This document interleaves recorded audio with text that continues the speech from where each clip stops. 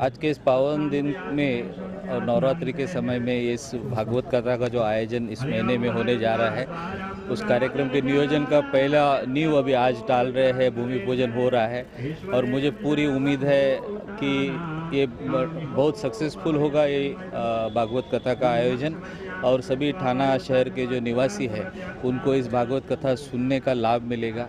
मुझे ऐसे लगता है कि पिछले 2 साल कोविड में हम लोग सब जो डिप्रेशन में सब लोग गुजरे हैं, तो उसके बाद ये भागवत कथा के आयोजन से लोगों के मन में एक स्फूर्ति आएगी, उनमें नया उत्साह आएगा, ये मुझे पूरी उम्मीद है। सर्वप्रथम आप सबका यहाँ स्वागत है और आज नवमी के दिन आप सभी को नवमी की बहुत बहुत शुभकामनाएं। आप देख रहे हैं कि आप मंच पर 2 देवियां विराजमान है।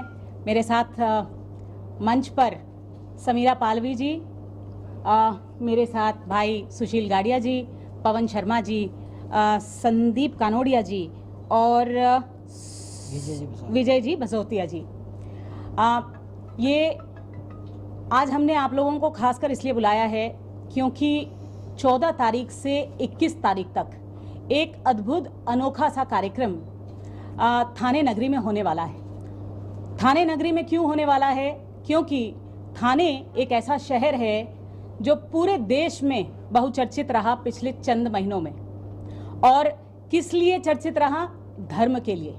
और इसीलिए जब धर्म का कोई कार्य कि कोविड के 2 साल के बाद शुरुआत होनी चाहिए तो कहाँ होनी चाहिए? थाने की धरती पर होनी चाहिए। और ये थाने की ऐसी पवित्र धरती है जहाँ पर हम 14 तारीख से 21 तारीख को एक श्रीमद् भागवत कथा का आयोजन कर रहे हैं, जिसमें वृंदावन के देवकी नंदन ठाकुर जी कथाकार के स्वरूप में हमें प्राप्त हुए हैं। यदि आप देवकी नंदन ठाकुर जी को देखेंगे तो आज युवा वर्ग में, ऐसे युवाओं में जो 18 साल से लेकर 24 साल के हैं, जिनके माता पिताओं को इस बात की चिंता रहती है कि किस प्रकार वो धर्म के रास्ते पर चलेंगे, ऐसे युवाओं को आज वो ना केवल प्रेरित कर रहे हैं, लेकिन अधिकतर उनकी फॉलोअरशिप ऐसे युवाओं और युवतियों से है।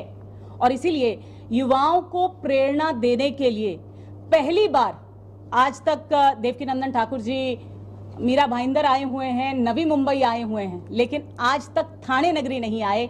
और थाने क्योंकि धर्म नगरी बननी ही चाहिए, इसलिए आज हम उनके आवागम में ये इस मुहूर्त पर, नवमी के मुहूर्त पर आपको निमंत्रण करके इस चीज का ऐलान कर रहे हैं। दूसरी महत्वपूर्ण बात, हमारे पास 16 तारीख को संत समागम है, जिसमें अनेक संत उपस्थित रहेंगे, जिसमें जैन धर्म के लोकेश मुनि जी, श्री रविशंकर जी, जिनको हर वर्ग हर क्षेत्र मानता है, साध्वी दीदी माँ साध्वी ऋतंबरा जी, इसी प्रकार से एक जगत गुरु और शंकराचार्य जी हमारे बीच उपस्थित रहेंगे।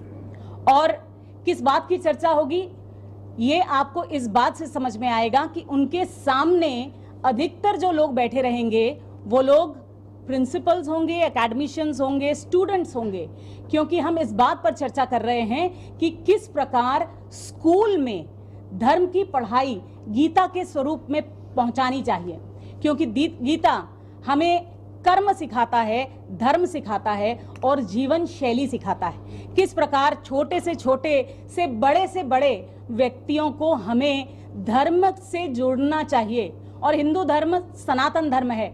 सनातन धर्म हमें क्या सिखाता है? सनातन धर्म हमें यह सिखाता है कि किसी भी पंथ के हो आप, तब भी आपकी जीवन, सुप्रीम कोर्ट कहता है it is the way of life, जीवन शैली में धर्म होना चाहिए। और इसीलिए जरूरत है कि टीचर्स, प्रिंसिपल्स बच्चों को स्कूल लेवल पर ये शिक्षा दें। और इसी की चर्चा करने के लिए हमारे साथ माननीय मुख्यमंत्री, माननीय उप मुख्यमंत्री, यहाँ के महामहिम कोश्यारी जी और विभिन्न प्रदेश से अनेकों मंत्री, कैबिनेट से अनेकों मंत्री हमारे साथ मौजूद रहेंगे, ताकि चर्चा धर्म पर हो सके, चर्चा इस बात पर हो सके कि किस प्रकार हिंदू एकजुट होकर ये कह रहा है, और खासकर थाने का हिंदू ये कह रहा है कि हम एकत्रित हैं और धर्म के नाम पर पूरे देश में बहुचर्चित भी होंगे।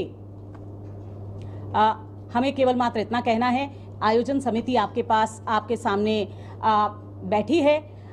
एक और महत्वपूर्ण जो अंग इस आयोजन का है वो ये है कि ये किसी एक क्षेत्र का आयोजन नहीं है। हर क्षेत्र के लोग, हर समाज के लोग, हर जाति के लोग इनसे जुड़े हैं। हमारे पास आयोजन समिति में सिख पंथ के, जैन पंथ के लोग जुड़े हैं और इसलिए यहाँ के अतिथि, यहाँ के संत आपको देखेंगे कि हमारे मंचों पर आएंगे। विभिन्न प्रकार के कार्यक्रम सुबह भी होंगे, दोपहर को भी होंगे, शाम को भी होंगे, लेकिन सबसे महत्वपूर्ण जो कथा है वो भागवत कथा है, क्योंकि कहीं ना कहीं कोविड के समय में 2 साल आपने देखा लोग घरों में बंद रहे, मेंटल हेल्थ की बहुत बड़ी प्रॉब्लम आ गई है और ज़रूरत है कि एक बार और जिस प्रकार हमने गणेशोत्सव से, जिस प्रकार हमने अभी डांडिया गरबा रास से एंटरटेनमेंट डाला है, उसी तरीके से ज़रूरत है कि एक बार और हम उनको धर्म के राह पर लाएं और ये बताएं कि जिस प्रकार कोविड आया एक चैलेंज था हमारे स्वरूप, लेकिन अब उस चैलेंज को हमने एकत्रित होकर अपने देश से, अपने जीवन से निकाला है। थोड़ी सुरक्षा अभी ज़रूरी है, लेकिन वो समय चला गया जब हम मास्क पहनते थे। लेकिन मेंटल हेल्थ पर काम करने के लिए ज़रूरत है कि हमारे संत, हमारे गुरु हमें रोज़मर्रा की शिक्षा दें, जीवन शैली की शिक्षा दें और कहीं ना कहीं हमें बूस्टअप, मॉरली बूस्टअप करें। और यही करने के लिए हमने ये 8 दिन का भागवत कथा रखा है और हमारे कथाकार इस बात पे माहिर हैं और हम आशा करते हैं कि जब 21 तारीख को हम आपसे मिलेंगे या उसके दौरान इन अतिथियों के साथ आपको मिलेंगे, तो जो उत्साह आपको इस, आज आपने देखा कि उसका भूमि पूजन हुआ है, इस आनंद नगर पे और इस टीएमसी ग्राउंड पे आपको दिखेगा, वो उत्साह को आप ज़रूर कैप्चर कीजिए और बाकी लोगों तक पहुंचाइए, क्योंकि कोविड का समय चला गया, अब वो समय दोबारा आ गया है जब हमें मिलजुल कर अपने क्षेत्र को, अपने राज्य को, अपने समाज को और अपने देश को आगे बढ़ाना है और बहुत जल्द विश्व गुरु बनाना है। व्यवस्था की बात की जाए तो किस तरीके से व्यवस्था रहेगा?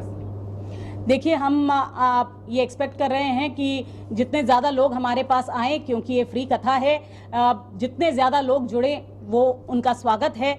हर रोज़ हमारे पास लगभग 6 से 10 हज़ार लोगों की व्यवस्था है।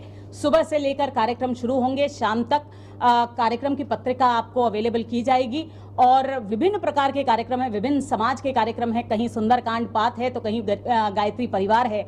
लेकिन सबसे महत्वपूर्ण कथा में अगर आप जागृत कथा देखना चाहते हैं कि किस प्रकार रुक्मिणी का विवाह हो रहा है, किस प्रकार सुदामा चरित्र में जब कृष्ण भगवान सुदामा के पांव पखारते हैं तो किस प्रकार हमारे यजमान भी पांव पखारेंगे, किनका हमारे बीच ऐसे समाज हैं जिनके पांव पखारने की जरूरत तो है ही, लेकिन उनको अपनाने की जरूरत है, उनको पालने की जरूरत है। इसीलिए बहुत सारे हमारे ऐसे लोग हैं, हमारे साथ जो जुड़े हुए यजमान हैं, वो लोग उनका पालनत्व ले रहे हैं, उनको अडॉप्ट कर रहे हैं, उनको दत्तक ले रहे हैं, जो आदिवासी पाड़े के बच्चे होंगे, परिवार होंगे। और इसी तरीके से हम सुदामा चरित्र को अपने जीवन के चरित्र में उतारेंगे।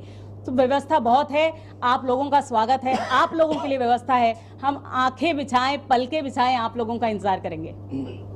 थाने में कहाँ होने वाला है? जी, थाने में टीएमसी ग्राउंड आनंद नगर। आप बाइक होटल पे आज हमारा प्रेस कॉन्फ्रेंस इसलिए हमने लिया है क्योंकि इसके बगल में ही अभी हमने भूमि पूजन किया है।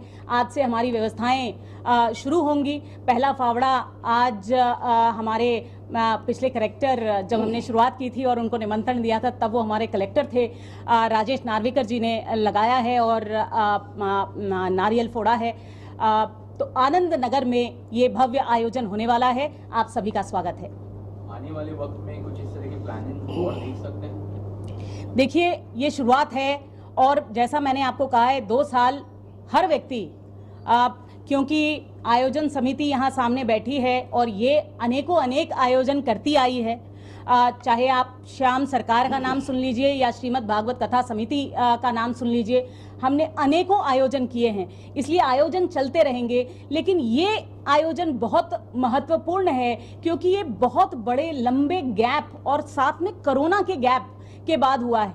बहुत सारे ऐसे हमारे भाई बहन थे जो जिनका हाथ हमसे छूट गया है। बहुत सारे उनके परिवारजन हैं जो दुख में डूबे हुए हैं। बहुत सारे ऐसे परिवार के जन हैं हमारे लोग जो व्यवस्था में लगे रहते थे लेकिन आज हमारे साथ नहीं, हमारे बीच नहीं है। आज हम उन सबको याद करते हुए एक संदेश देना चाहते हैं कि जीवन आगे की ओर है, पीछे मुड़कर हम आगे नहीं देख सकते। धर्म, कर्म, गीता यही उपदेश देता है और इसीलिए एक बार फिर इसको याद करने के लिए मैंने आपको बताया, मोरल बूस्ट अप करने के लिए और खासकर लोगों को एकत्रित करने के लिए बिना भय के हम ये कार्यक्रम कर रहे हैं। सर, आपसे जानना चाहूंगा कि किस तरह की तैयारियां होने वाली है आपकी पूरी टीम की तरफ से और किस तरह का सपोर्ट मिल रहा है जो ठाणेकर है उनसे आप लोगों को? आपने बहुत अच्छी बात पूछी।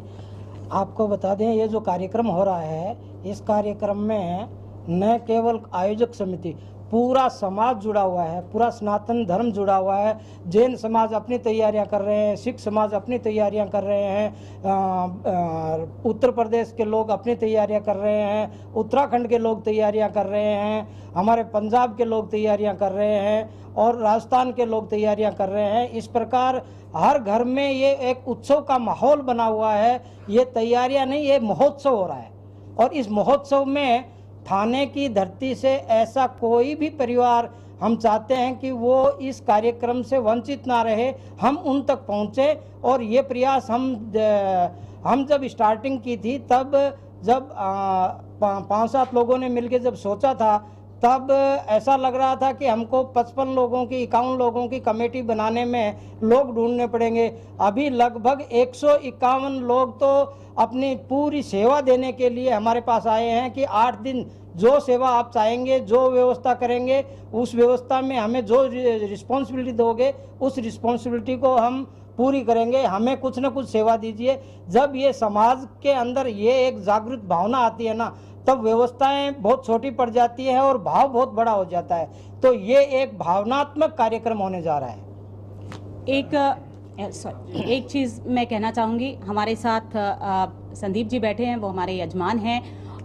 मैं उनसे भी चेष्टा करती हूँ कि वो कुछ आपके सामने सम्मुख रखें, लेकिन ये राजनीतिक कार्यक्रम नहीं है। फिर भी हर जनप्रतिनिधि हमारे साथ जुड़ा हुआ है, चाहे आप आमदार देखें, चाहे आप खासदार देखें, चाहे कॉरपोरेटर देखें। स्वयं मुख्यमंत्री हमारा दीप प्रज्वलन से शुरुआत करने वाले हैं। ऐसा क्यों है? ये इसलिए है क्योंकि मैं अपने सलाहकार समिति में अगर आप देखेंगे तो हमारे पास सलाहकार समिति में संजय केलकर जी, मनोज भाई कोटक, निरंजन दावकरे जी, प्रेम जी शुक्ला और श्रीकांत शिंदे जी हैं। ये लोग क्यों आज हमारे साथ खड़े हैं? क्योंकि कहीं ना कहीं समाज आज धर्म के प्रति जागरूक हुआ है। हर आम आदमी समाज से जुड़ना चाहता है, धर्म से जुड़ना चाहता है, धर्म के कार्यों से जुड़ना चाहता है। इसलिए एक बार फिर मैं ये कहना चाहूंगी कि इस कार्यक्रम के बाद केवल मात्र आप पत्रकार ही नहीं, इस थाने की धरती का हर व्यक्ति इसे धर्म नगरी थाने ही कहने वाला है। संदीप जी, हो रहे इस भागवत महायज्ञ में मेरे को मुख्य यजमान बनने का एक सौभाग्य प्राप्त हुआ है।